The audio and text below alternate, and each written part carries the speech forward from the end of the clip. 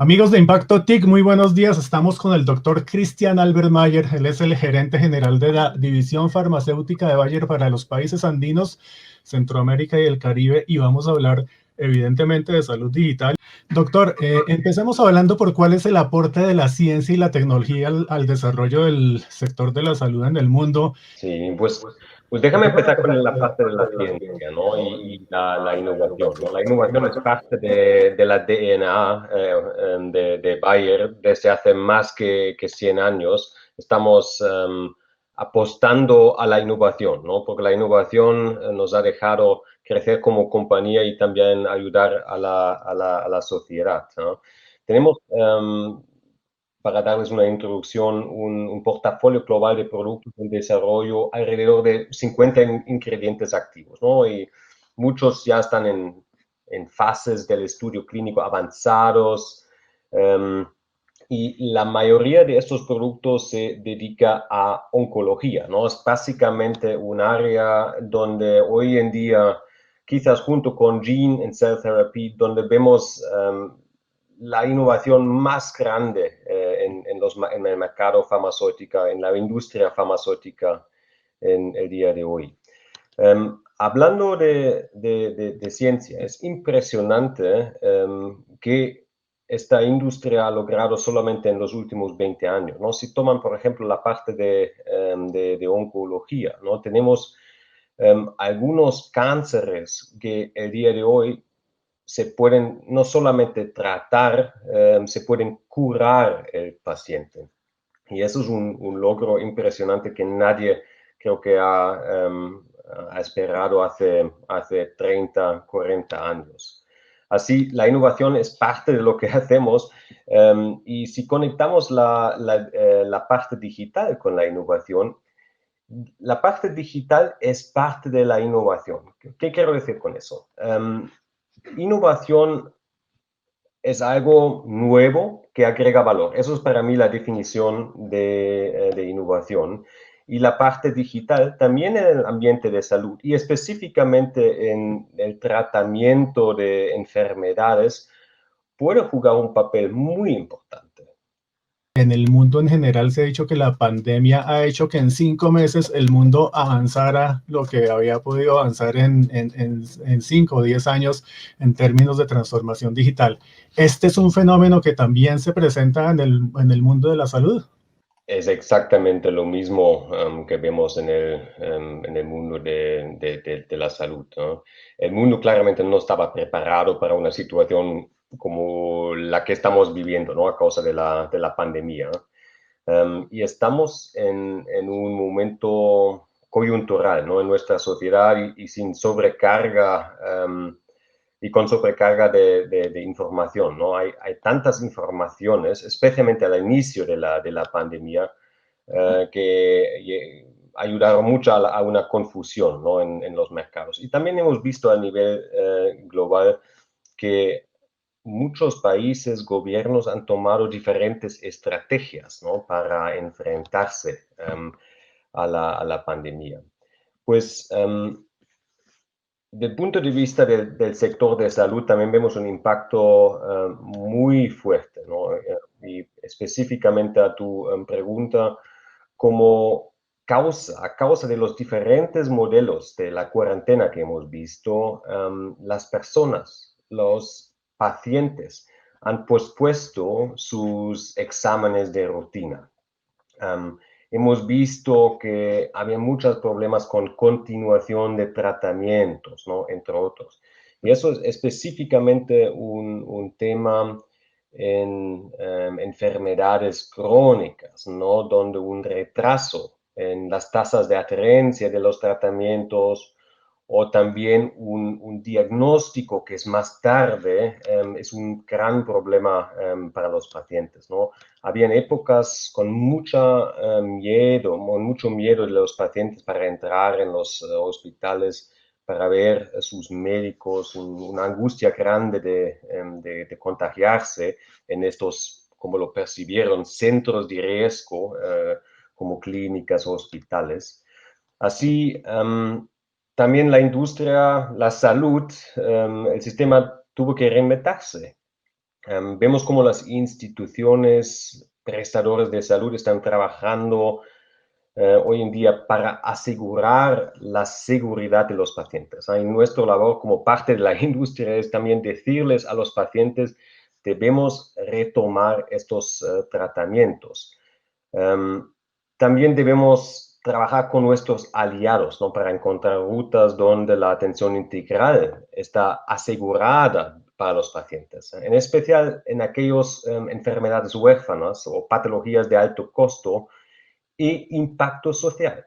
Creo que una cosa es muy importante en todo este contexto, algo que hemos también aprendido en el sector de salud. Parte del autocuidado es también prestar atención a las patologías que no son COVID, ¿no? Y así evitar que el impacto en la salud del paciente y en el sistema así sea más negativo de lo que puede ser. Eso es un tema muy importante. Pero creo que como sistema de salud a nivel mundial hemos aprendido mucho, ¿no? Y yo veo la forma como trabajamos hoy es muy diferente si lo comparamos con la situación hace 6 meses, cuando básicamente enfrentamos la pandemia. Pero de alguna manera sí estamos enfrentados a que la atención médica en el futuro va a sufrir cambios a partir de esta pandemia.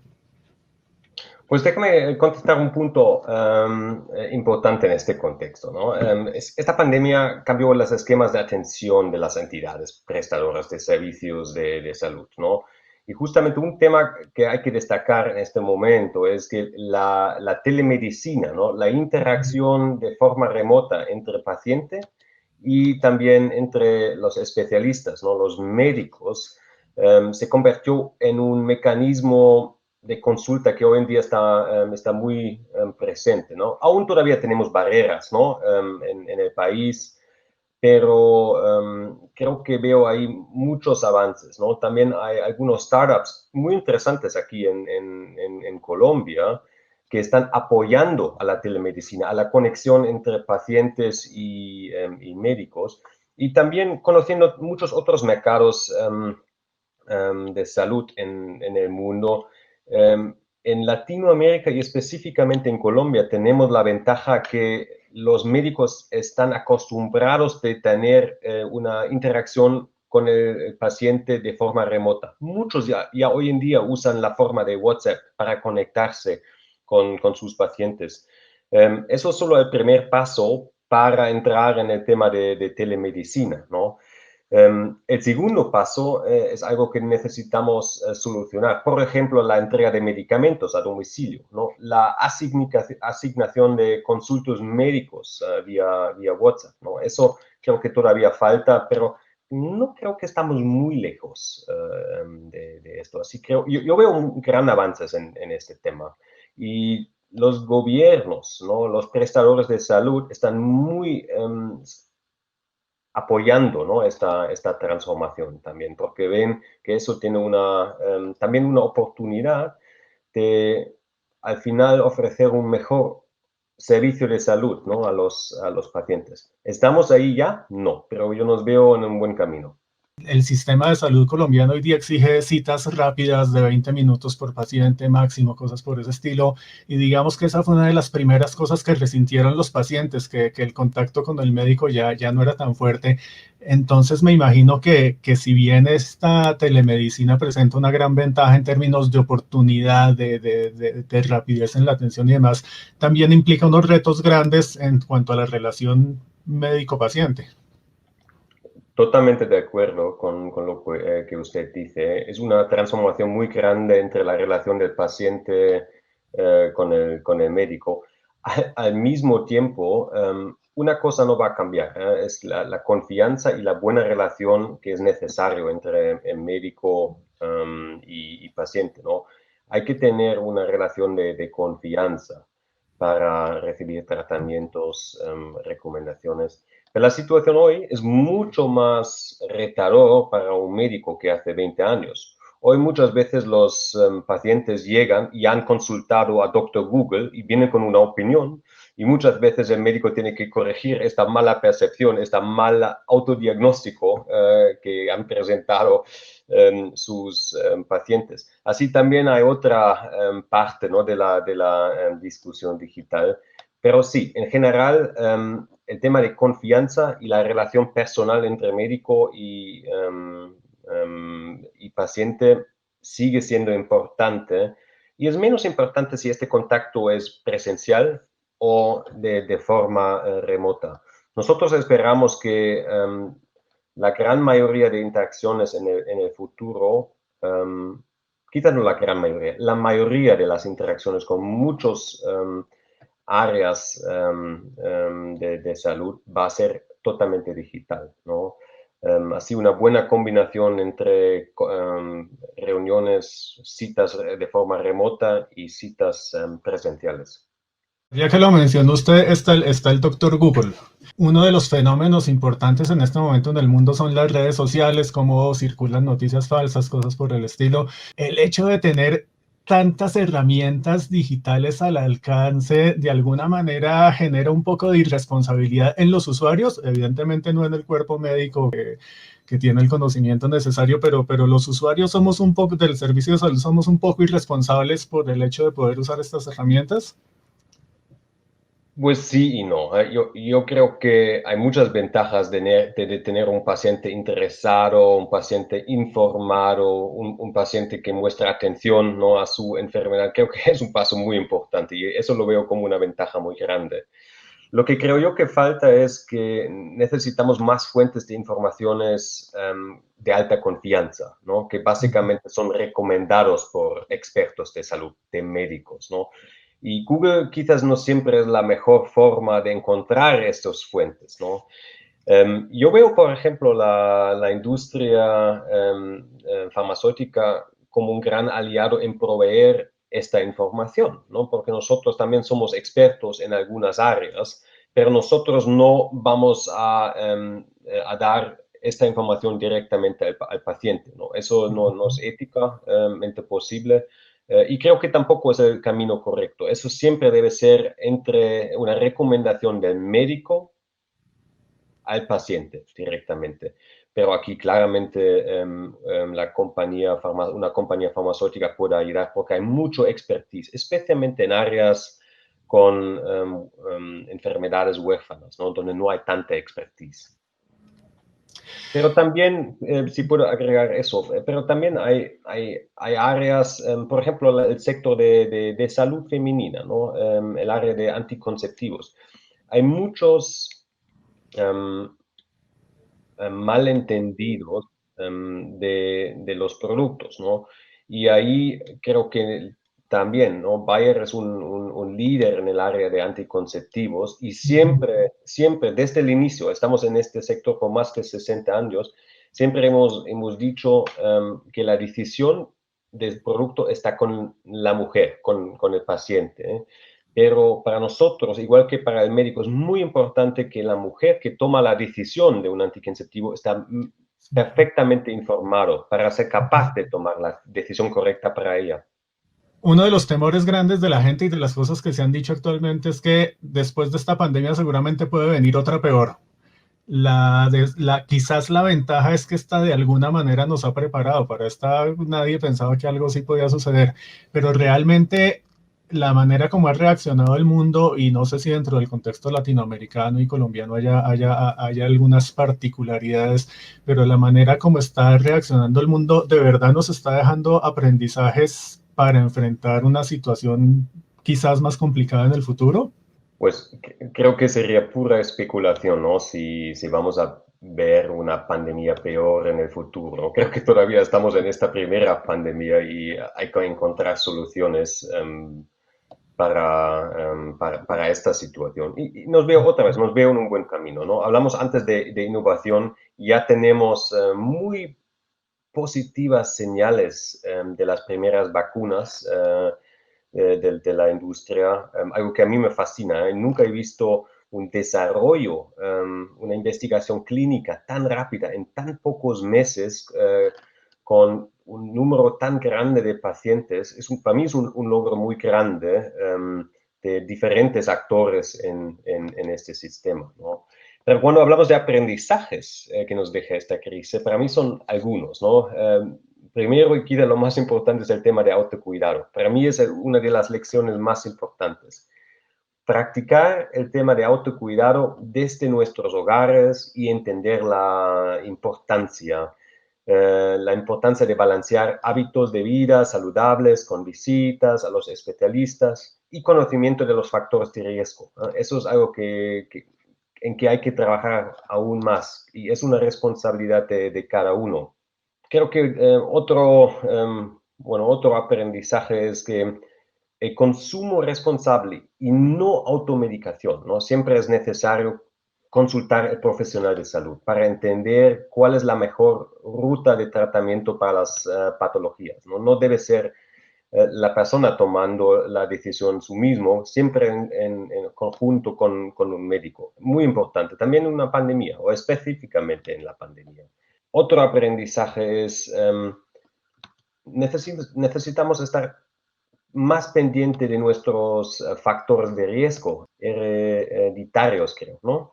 Son básicamente factores que vienen de la historia de la familia. Y ahí es muy importante que tenemos mucho más diagnósticos temprano para que la gente está consciente, ¿no? de su factor de riesgo. Y pues hablamos también en este contexto de aprendizajes de tratamientos de enfermedades no transmisibles, ¿no? La OMS ha declarado la diabetes, enfermedades cardiovasculares, hipertensión, entre otras, como una amenaza para la salud de la población. En Alemania, por ejemplo, hay una estimación, ¿no? Que en esta pandemia más que 50% de la población alemana tiene un factor de riesgo en el tiempo de COVID. Puede ser por la edad o puede ser por enfermedades, ¿no? que tienen.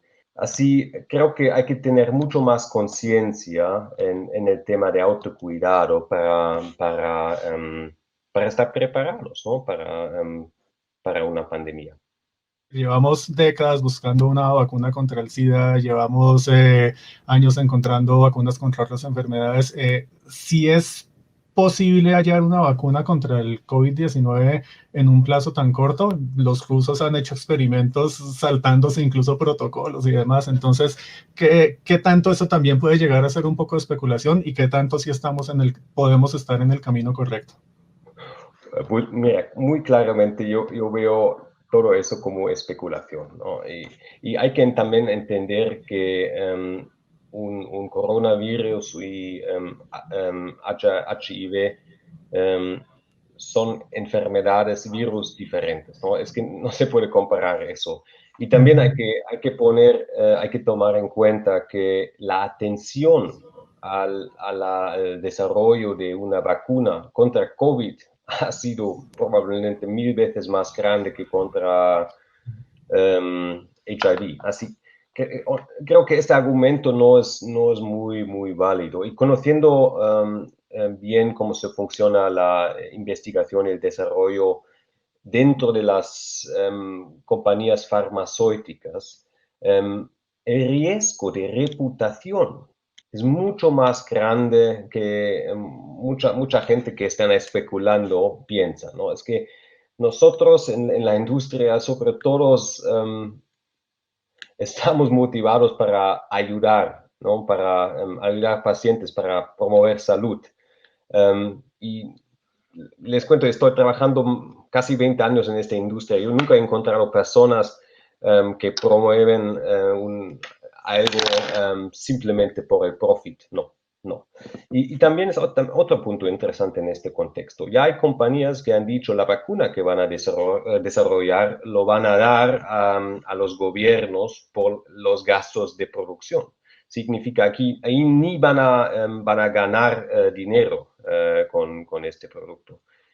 Creo que es una discusión un poco más amplia y siempre cuando hay innovación tan rápida, eh, eso causa preguntas que lo entiendo totalmente, pero conociendo los procesos y también el rol de las autoridades en Europa, en los Estados Unidos y también aquí en Latinoamérica.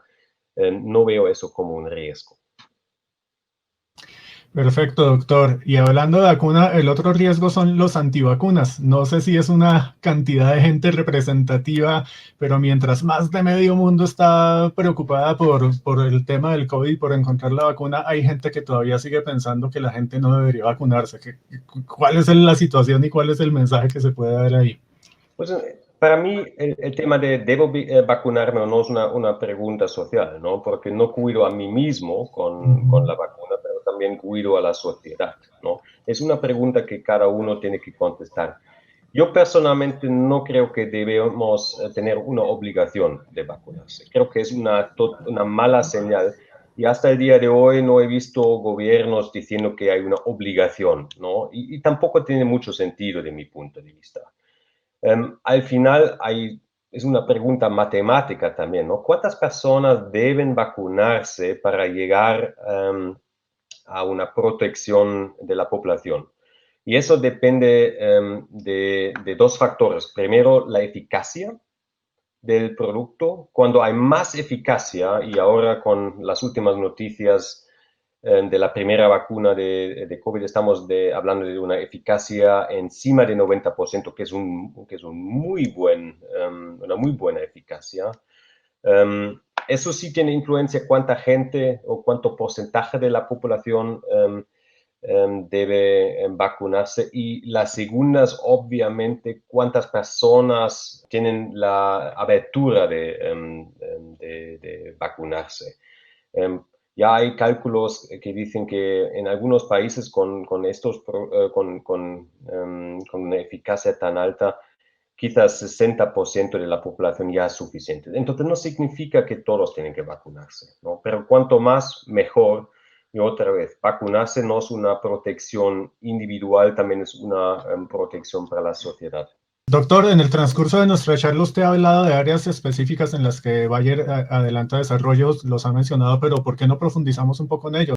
Bueno, si quieres, hablamos un poco de medicina de precisión, ¿no? Es un tema que a mí personalmente me fascina totalmente, ¿no? Y un compromiso que tenemos desde nuestra compañía es traer este último en tecnología para patologías como el cáncer también a Colombia. La compañía Bayer, entre otros, está apostando en este momento a tecnologías de última generación y una de esas claramente es oncología de precisión, ¿no? Lo que quiere decir es que estamos desarrollando medicamentos dirigidos a una mutación que genera cáncer, ¿ya? En nuestro caso es una mutación que se llama NTRK y esta mutación de este gen causa cáncer de mal pronóstico en niños y en adultos. Y es muy interesante porque hay tan pocas personas en el mundo con esta mutación. Son alrededor de 1.5% de todos los casos de cáncer, afortunadamente, ¿no? Es un grupo muy pequeño. También el diseño de los estudios clínicos de esta tecnología de punta es muy diferente a los estudios clínicos tradicionales, ¿no? Como estudios clínicos fase 3 con muchos pacientes. Lo que es interesante es que la eficacia de estos productos es altísimo, ¿ah? Hay también varios casos de no solamente tratamiento positivo, pero de curación completa. Y para explicar eso, o quizás un más detalle, ¿no? Antes usamos para muchos cánceres quimioterapia. El problema principal con quimioterapia es tenemos respuestas no en todos los pacientes. Normalmente tenemos una respuesta en 30% de pacientes, ¿no? Que es relativamente baja. Hoy, con la medicina de precisión, hacemos antes un diagnóstico para descubrir esas alteraciones de genes. Y cuando vemos y cuando detectamos que hay una fusión de genes, significa que los genes no están en el lugar correcto. Ya sabemos que hay células cancerosas que se multiplican. Y con este tratamiento tenemos una respuesta en 80% de los pacientes donde se puede controlar el tumor. 80% se puede controlar el tumor. En 17% de la población de los pacientes se puede curar el tumor, el cáncer. Y lo interesante ahí es cuando empezamos con un tratamiento en un año muy joven, ¿no? Porque también hay muchos niños que sufren de cánceres fatales. Ahí los datos aún son más esperanzadores, ¿no? Para niños, 92% pueden controlar su tumor y tenemos una curación alrededor de 30-31%. Y eso es espectacular, ¿no? Si me pregunten, yo he visto casos de niños en los Estados Unidos que se han curado, ¿no? Y eso es algo que a mí personalmente me hace muy feliz y estamos poniendo muchos esfuerzos de traer esta última tecnología también para los ciudadanos en Colombia. Pues sí, quizás puedo hablar un poco de salud femenina, ¿no? Bayer es un líder mundial en la producción de anticonceptivos orales y de acción prolongada. Tenemos una relación con más que 60 años donde empoderamos a las mujeres guiándoles para escoger el método de anticonceptivo que se adapta a las necesidades de cada uno. Y eso es muy importante. La decisión al final toma la mujer y no el médico. Por eso, para mí es muy importante que la persona, la paciente, está bien informada. Nosotros en la compañía creemos que las mujeres tienen derecho a elegir qué método se adapta mejor a su cuerpo, qué estilo de vida, a su estilo de vida, a su planificación. Y para hacer eso necesitan acceso, conocimiento sobre todo, de todas las formas de anticoncepción disponibles. Y también el poder de tomar una decisión consciente sobre si tener hijos y cuándo tenerlos ha fortalecido decisivamente el papel de la mujer en la sociedad. Es un gran logro. Cuando los primeros anticonceptivos llegaron al mercado, era una revolución, ¿no? También para el rol de la mujer. Y hoy en día estos anticonceptivos hormonales modernos son muy fiables en términos de protección contra embarazos no planificados, que sigue siendo un problema muy, muy grande, ¿no? Embarazos no planificados. Para darles una idea de qué problema hablamos todavía hoy en día. 50% de los embarazos son embarazos no planificados. De estos embarazos no planificados, 50% terminan en un aborto. Ahí, por ejemplo, en la Unión Europea llegamos a más que 3 millones de abortos cada año. Es una cifra enorme, ¿no? Hablamos aquí del tamaño que son casi los inhabitantes de una ciudad como Berlín. Por eso es tan importante que necesitamos seguir trabajando en eso y dar educación a las mujeres. Y Bayer invierte en estas campañas de sensibilización, empoderamiento de las mujeres que llevan información sobre esos diferentes métodos de anticoncepción. Bien. Doctor, usted está tocando un punto que encaja perfectamente con la siguiente pregunta y es que todo lo relacionado con transformación digital, ciudades inteligentes, salud digital, todo esto tiene como eje a las personas. No es usar la tecnología porque sí, sino es tener como eje a las personas y seguramente usar la ciencia y la tecnología como apoyo para lograr todos esos desarrollos. Pero en las otras áreas también la preocupación es si no es un poco restrictivo el acceso a todos los servicios y hablando particularmente del caso de la salud, cuando la tecnología y la ciencia están de por medio por el mismo costo de los tratamientos, porque si bien en Colombia tenemos un sistema de salud que procura garantizar servicios a todas las personas, pues hay tratamientos que son muy costosos y que no los incluye. La pregunta específica es si usted considera que puede haber un riesgo en el hecho de que la salud digital, de que el hecho de involucrar la ciencia y la tecnología en la salud genere unos costos que la hagan inaccesible para todos los sectores de la población y hacer lo que sería el equivalente a la brecha digital, pero en el mundo de la salud. Es una buena pregunta. Honestamente, mi esperanza es que sea exactamente el contrario, ¿no? Que la forma de conectarme con pacientes, de tratar pacientes, quizás atender más pacientes que antes, ¿no? Porque también la digitalización lleva una cierta eficiencia, debe ayudarnos, ¿no? Para tener, quizás todo el contrario, ¿no? Quizás que debe atendernos, tener una mejor atención a los pacientes que en el sistema de antes, ¿no? El sistema tradicional. Yo veo este riesgo también porque no toda la población en ningún país tiene acceso a herramientas digitales, ¿no? Eso también hay que considerar, pero en general me ves muy positivo, que tiene un impacto más positivo que negativo, al final, ¿no? En resumen. Dentro de Bayer o fuera de Bayer, pero si es en el mundo en general, mejor, ¿cuál es el adelanto en el mundo de la medicina que más lo ha impresionado a usted? Pues lo más que a mí me impresiona son los avances en cell and gene therapy, ¿ya?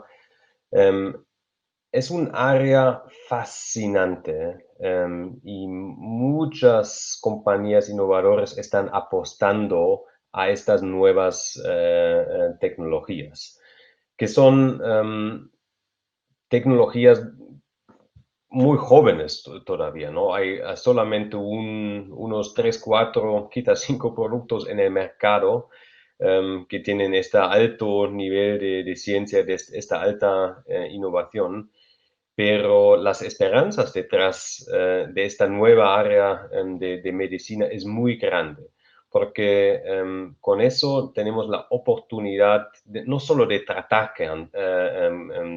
tratar em, enfermedades, ciertas indicaciones. Y muchas de las enfermedades de hoy son enfermedades crónicas, ¿no? Que necesitan un tratamiento día a día, que siempre es un problema porque la adherencia a la medicación, a tratamientos no es muy alta. En general está entre 60 quizás a 80%. Pero con esta cell and gene therapy se puede curar pacientes de ciertas enfermedades. Um, y es algo en que estamos aprendiendo todos, ¿no? Como el sector de salud, claramente los prestadores de salud, pero también la industria farmacéutica, ¿no? Que está apostando mucho a este área. Pero es eso que a mí personalmente me fascina mucho. Muy bien, doctor. Y seguramente la siguiente pregunta ya nos ha dado partes de la respuesta en las anteriores, pero ¿cuál es el principal reto para la medicina en este momento en el mundo? Digamos que en un corto plazo como consecuencia del COVID-19, pero también en un plazo mediano. El principal reto para la medicina es probablemente volver a una relación de confianza entre médico y paciente, porque durante la pandemia los dos quizás no se han visto en cualquier momento, ¿no? Que es algo muy preocupante, ¿no? Y hablamos de eso antes. Necesitamos la atención a los pacientes en cualquier momento, también durante la pandemia. Y eso no pasó por miedo y también por la situación por miedo de los pacientes, ¿no? De contagiarse y también por la situación de hospitales que estaban enfocados en unas épocas, en unos tiempos en el tratamiento de COVID. hay que volver también a esta relación de confianza entre médico y paciente en el momento cuando el paciente necesita ayuda. Creo que eso es el primer reto más grande en que estamos trabajando hoy en día, volviendo a la nueva normalidad, ¿no? Y esta interacción entre médico y paciente va a pasar en muchas cosas mucho más de forma remota, de manera digital, en comparación con la situación de antes. No sé si hay algún mensaje final que usted quiera agregar por fuera de las cosas que le he preguntado. Quizás hay un punto que estamos no entendiendo bien, ¿no? Es el rol de la enfermedad para los niños, ¿no? Ujú. Y los jóvenes en nuestra sociedad. Y ya vemos, y es un tema que a mí también me interesa mucho, em, nosotros nos sentimos muy impactados como adultos, ¿no? Porque básicamente las restricciones que sentimos en nuestra vida diaria fue muy, muy grande. Pero si nos ponemos en los zapatos de un niño de 2, 3 años, ¿no? Que está básicamente encerrado en la casa porque no, estaba, no le dejaban salir, no podía ver a sus amigos por meses, creo que eso va a causar un daño muy, muy grande, ¿no? En esta parte de la población. Em, y yo recomiendo mucho enfocarse también en cómo encontramos una solución para esta parte de la población, ¿no? No es una población que se queja porque no se puede quejar, pero probablemente es junto con gente que vive sola, junto con adultos mayores, los niños es el tercer grupo más impactado de COVID, de mi punto de vista.